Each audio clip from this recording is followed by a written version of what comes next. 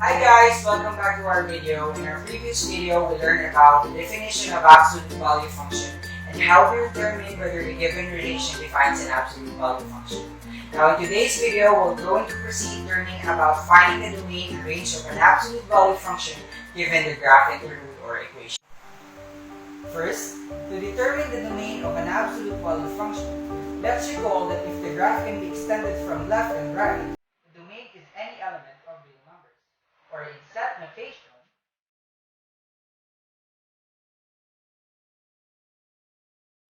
we write this as set of x such that x is any element of real numbers.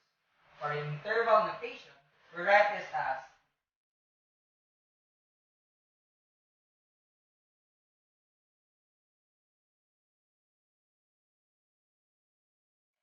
negative infinity to positive infinity. Since the graph of an absolute value function is a V-shaped graph that only opens upward or downward, therefore the domain of an absolute value function is always any element of real numbers, or in interval notation, negative infinity to positive infinity. Now for the range of an absolute value function, just like the domain, if the graph can be extended vertically up and down, the range is any set of numbers. But since we're dealing with absolute value functions, the domain should only be any set of numbers. Now, to find the range of an absolute value function, for example, given the ruler equation, let us first recall the general form of an absolute value function.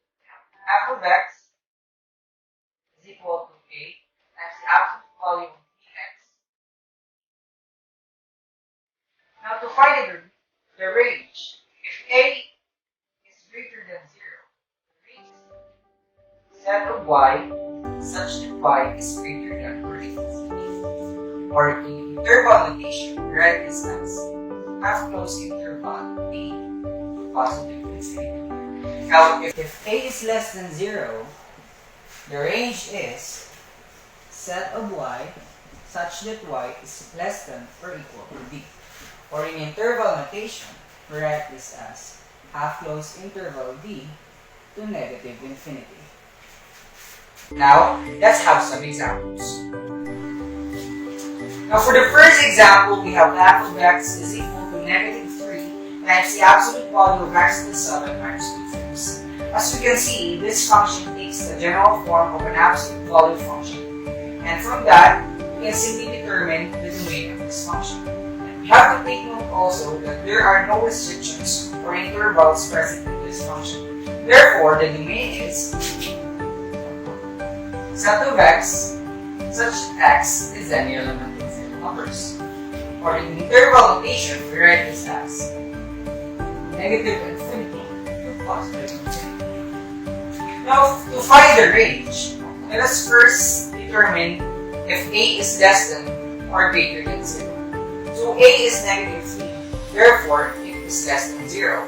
Therefore, and b is equal to negative 2 fifths. Therefore, the range is set of y such that y is less than or equal to b, since a is negative and b is negative 2 fifths.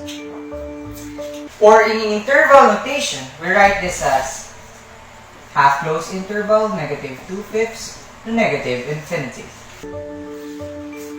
For the second example, we have g of x 5 times the absolute value of x, given that x should be greater than or equal to 5. As we can see, there are restrictions or intervals present in this given function. Therefore, the domain is not any set of real numbers, but the domain is the restriction itself. So the domain is set of x such that x is greater than or equal to 5. Or in interval notation, we write this as half closed interval 5 positive infinity. For the range, the value of RA is 5, which is a positive number or greater than 0. The value of RB is 0. Therefore, the range is set of y such that y is greater than or equal to 0. Or in interval notation, we have half closed interval 0 positive. Now with the last example, we have q of x is equal to negative 2 times the absolute value of x plus 3 plus 0.75. Now since there are no restrictions or intervals present, therefore the domain is any set of real numbers or negative infinity to positive infinity.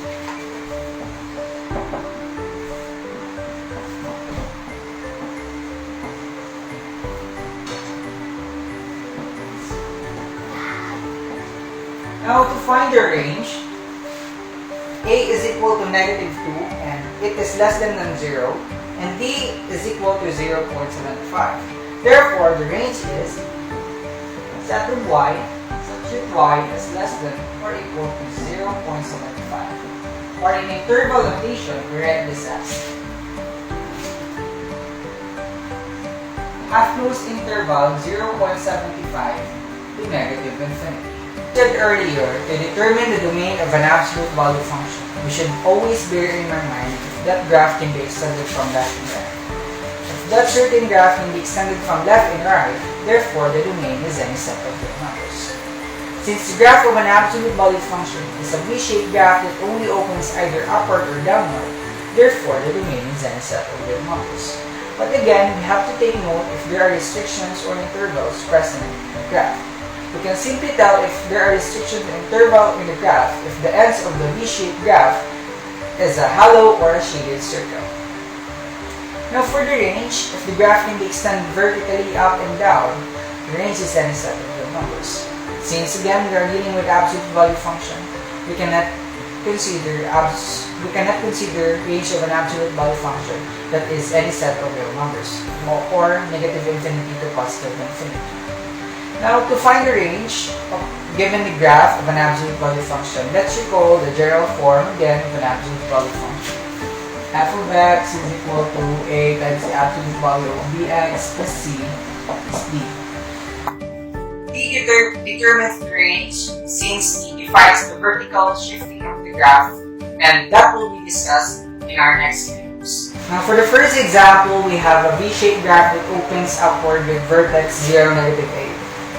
Again, if the graph can be extended left and right, the domain is any set of real numbers. So the domain of this example is set of x such that x is an element of real numbers. Or negative infinity to positive infinity. With the range, we can simply tell that a is positive since it is a V-shaped graph that opens upward and the value of d is equal to negative 8. Therefore, the range is set of y such that y is greater than or equal to negative 8. Or, in set notation, we write this as half-closed interval negative 8 to positive infinity. With the second example, we have a V-shaped graph that opens downward with vertex negative 4, 3. Again, the graph can be extended from left and right, therefore the domain is set of x such that x is any element of real numbers, or negative infinity to positive infinity. With the range, we can simply tell that a is negative since it is a V-shaped graph that opens downward, and the value of d is equal to 3. Therefore, the range is set of y such that y is less than or equal to 3. Or in interval notation, we have half-closed interval 3 to negative infinity. With the last example, we have a V-shaped graph that opens upward with restrictions since the ends of this V-shaped graph is a hollow and a shaded circle. Therefore, the domain is not any set of real numbers. But the domain is set of x such that x is greater than or equal to negative 5 since it is denoted by a shaded circle, which means the x value is included.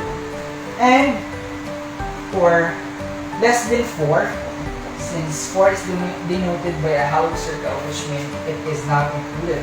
For the interval notation, we write this as half-closed interval negative 5 to positive 4. For the range, we can simply tell that a is positive since it is a V-shaped graph that opens upward, and the value of our d is negative 6. Therefore, the range is set of y such that y is greater than or equal to negative 6. For the interval notation, we have half-closed interval negative 6 to positive infinity. Overall, To determine the domain of an absolute value function given the graph or its rule, we should bear in mind that if the graph can be extended horizontally left and right, the domain is any set of real numbers. But when there are restrictions or intervals present, or the ends of the V-shaped graph is a hollow or a shaded one, therefore, that restriction or that interval determines the domain. For the range, if the graph can be extended vertically up and down, the range is then a set of real numbers. But again, it is not applicable for absolute value function because we can only consider graphs that only opens upward or downward. To find the range of an absolute value function, first determine if A is positive, the range is greater than or equal to B. If A is less than 0, or it is negative, the range is less than or equal to B. That's it for our video tutorial about finding a domain and range of an absolute value function given the graph and the rule. I hope you had fun and learned something in our video. If you have suggestions, clarifications, or questions, please don't hesitate to comment below. See ya!